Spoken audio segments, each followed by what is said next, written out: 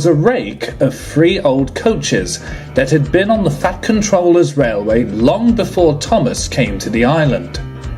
James, Edward and Henry took it in turns to pull these coaches as part of their suburban trains. James loved these coaches and would seek every chance he got to pull them, as he thought they went well with his smart red paint. One day at the sheds, James was in a foul temper. "It's not fair," he huffed crossly. "They have been on the railway for many years. Why do they have to be scrapped?" "What's being scrapped?" Henry yawned from the other end of the shed. "The old coaches," rapped James. "The Fat Controller said that some fancy new ones were being brought over from the mainland." "I saw them in the yard this morning," said Percy. "They're really nice." James scoffed. "I'm still going to take those old coaches out," he fumed.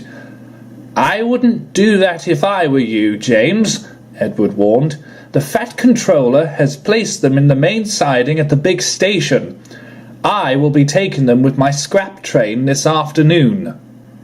James was furious, but all he could do was mutter under his breath as he headed off to work. James pulled into the big station. Waiting for him at the platform was a beautiful rake of red coaches. "Ugh, horrible things," he grumbled. He then noticed the old coaches sat in the siding. James looked at the new coaches for a few seconds, and then looked back at the old ones. "I'm sure the passengers wouldn't mind one more outing with the old coaches," he said to himself. That afternoon, Edward arrived with a scrap train to take away the old coaches, but was very surprised to see that they weren't there waiting for him. "That's odd," he thought. "I was certain Percy said that he had shunted them here." At that moment, Thomas scampered up the line with Annie and Clarabel. "Thomas," Edward called, "have you seen the old coaches?" "Not since this morning," Thomas replied. "Why?" "I was supposed to take them to the scrapyard," explained Edward. "They were here," Thomas reassured, "but the only engine that was here after me was—" Before Thomas could even finish, Edward soon realized.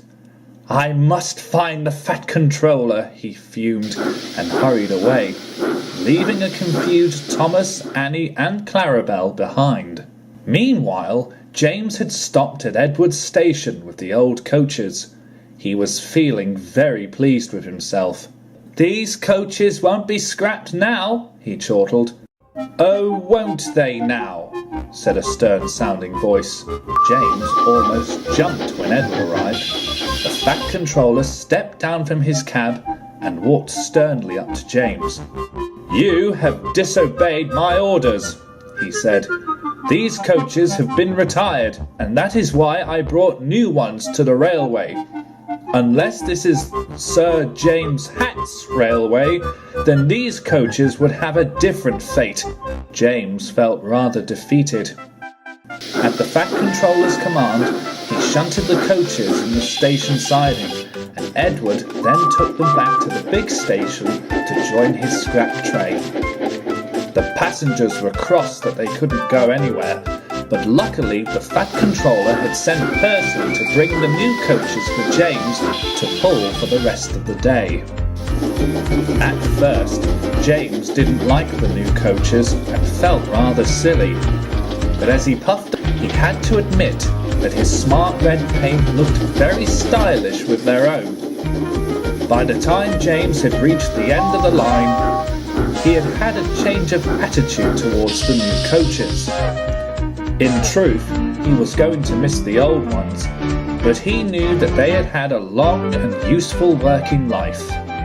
And deep down, James hoped that these new coaches would serve the Fat Controller's railway for many years to come.